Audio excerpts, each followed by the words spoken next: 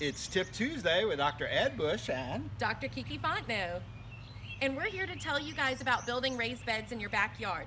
We're starting off right here with a 12-inch by 2-inch board that we're going to use for this vegetable garden. Now, we're using a 12-inch board, but you can use 6-inch, 8-inch, 10-inch if you like.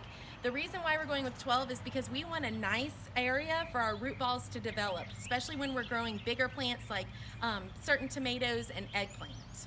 so what we want to do is buy 3 8-foot boards, and then we're going to have one of them cut in half so that we have 2 4-foot boards and 2 8-foot boards that are 2 by 12s to build our raised beds. All right, guys, for this project, we've chosen 3-inch screws. We've got a 2-inch board that we needed to get through plus 1 inch into this board. We also have a nice level right here, and we can see that our bubble's almost in the center, and that's good enough for us for these backyard projects. So top, middle, and bottom is where you're screwing your screws on all 4 sides. And you're finished.